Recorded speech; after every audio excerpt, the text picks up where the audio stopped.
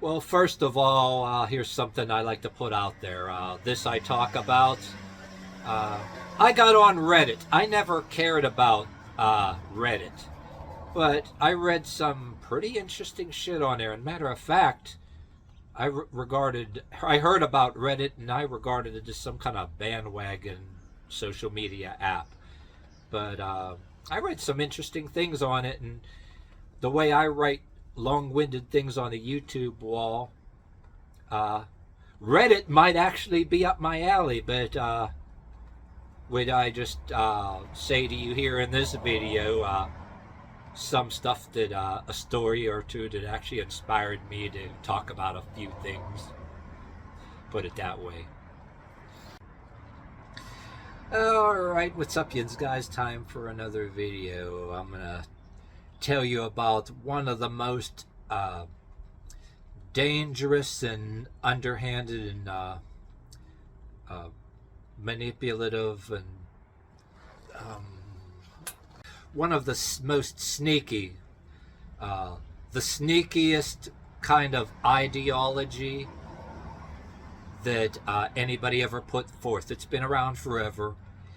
Even though religious people use it, I mean, I'm not just including religious people in this. As a matter of fact, secular people, you can be an atheist, you can be on any political side of the tracks and have a version of this saying. But the religious people like to say, God blesses you in secret. Everything you do or give in secret, God blesses you in secret. Don't get me wrong, there are some good Christian people, religious people out there, but there's also good religious and Christian people out there that are good ones that'll get taken advantage of by this. And say somebody gets mad about something, what most of these people really mean, you know, whether you're religious, like I say again, the religious and non-religious people have this. And matter of fact, if you live in a house with certain family members of any kind or ideology over there, they literally don't want no receipts or witnesses. Same with, even though they have a saying over there, don't tell anybody, but yet they're telling everybody their version of shit the whole time. And there were people that went to churches and different places and hung around with certain people, and they did things and helped people out too, get taken advantage of or whatever. But that's the most sneakiest thing that you can say. For the most part in this world, the way it is, anytime somebody says anything you do or give in secret, oh, God blesses you in secret, what they mean is we don't want no receipts and we don't want no witnesses, so that way if you step out of line or we get pissed off at you for some reason, we got that big magic eraser and we can just defame you, slander you, and the big eraser, and everything you did don't exist if there's no receipts, no witnesses. That's what they really mean. Yeah, don't be doing no shit so people see to make us look bad and make it harder for us to slander you or slander your name and maybe make you into the bad guy or a selfish one at the snap of the fingers. Yeah, we don't want you doing anything with no witnesses or producing any documented receipts of any kind. You know, don't be doing nothing in front of people to create a good name for yourself or build up any self-esteem or anything like that. Makes it harder for us to slander you, defame you, or whatever when you step out of line. Yeah, I was born and raised in Western Pennsylvania around that shit. People that, family members that went to church and acted one way but scream, swear, and chain smoke while they're in the house. You know what I mean? But that doesn't make you in my book, it shouldn't make you, hate anybody over religion or anything either way. You know what I mean? Criticize the extremes on either sides. But, yeah, a lot of us would have that family member say, before you get your first apartment, for example, or whatever, too, or whatever, say you're living at home and, yeah, you pay your a responsible amount toward the house and the bills, which is fair.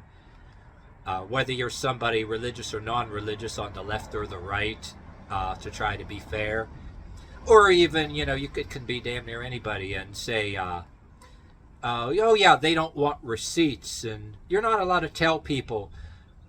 Maybe you go beyond the call because you believe in family, right? And you want to get something done, taxes on the house, certain bills, you do your part. Maybe you want to go beyond the call because you believe in family. But don't ever give that money in front of anybody else that comes over, like other Don't do that shit in front of family members that come over and they get real mad. Have any of you guys been there? Oh yeah. Yeah, with me, I don't go and tell everybody all my business. This is like shit was like 25 years ago and shit. But yeah, all my time I was ever on YouTube, I don't recommend anybody saying family members or talk about their mothers or parents that they lived with when they were younger. I had every chance in the world to do that, but trust me, yeah, that shit goes on. Yeah, there you get them ones that would be like, yeah, well, I included, anybody that was a member of churches in this, that's included, but people that have agreements in houses before they get their own place, or people who have moved back home for any period of time. I had friends that done that and witnessed certain things too that wasn't right, you know what I mean? So yeah, that damn shit goes on. Yeah, I don't think it don't. I mean, I talked in videos before how I don't know where you guys are at, but over here in Western Pennsylvania, we had these rules. Like, we were, like, speaking for myself, I was around, there was old school Christianity and old fogies that were Catholics. And yes, and a lot of us grew up with people that acted Christian and went to church, and then at home they scream, swear, and chain smoke and scream at the top of their lungs and shit, you know what I mean? And drinking too, alcohol too. But anyway, you'd had these old fogies that ain't even related to you, to know your family.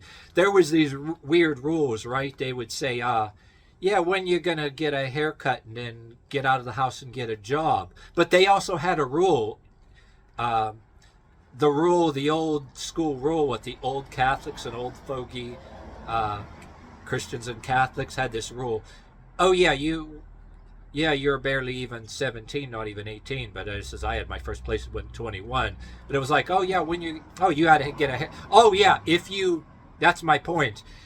If you got your first apartment lease in your name and income, especially a job out of minimum wage without getting a haircut, and you left your parents' house, not in a way they said. The rule was you had to get married first. Otherwise, if you did it without getting a haircut and without getting married, and which involved actually asking parents to co-sign for loans and all that shit, cars and minivans and all that.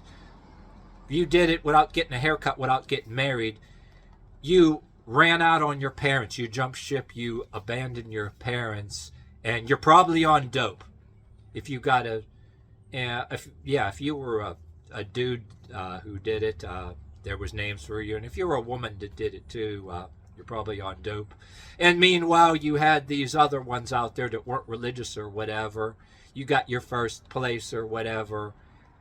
They presumed that you had a desire to bring a few of them in as roommates so you can get together and cases of beer and cigarettes and probably some weed or whatever the fuck too. And they had swear words that they referred to you as, like, which basically, in a nutshell, called you a selfish motherfucker or whatever if you didn't do that. And meanwhile, the old fogey religious side, yeah, you were supposed to get a haircut and get an income and a place of your own, but you're not supposed to do it without getting married and all that shit. If you just went out and did it on your own, oh, he's probably on dope, and he's probably gonna go and get with a bunch of his friends, roommates, and all that, so they can go and drink or whatever.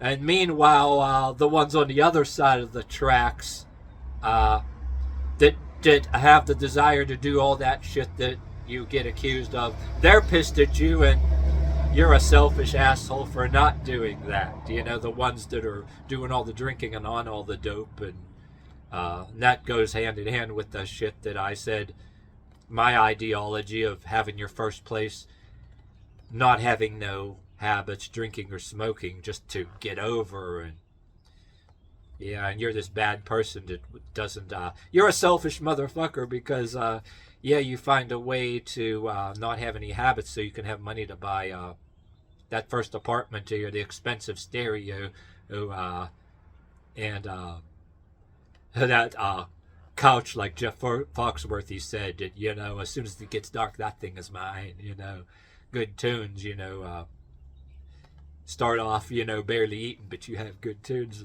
Yeah, that you can go on about that, you know, and make references. Some comedians out there, both black and white, who say that shit anyway. But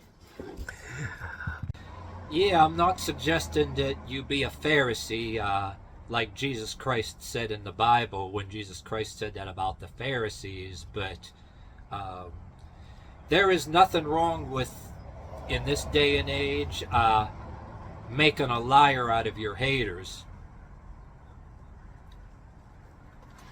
I mean, you don't got to be an asshole and be blowing the trumpet and bragging it up and saying, yada yada, look at me, yada yada.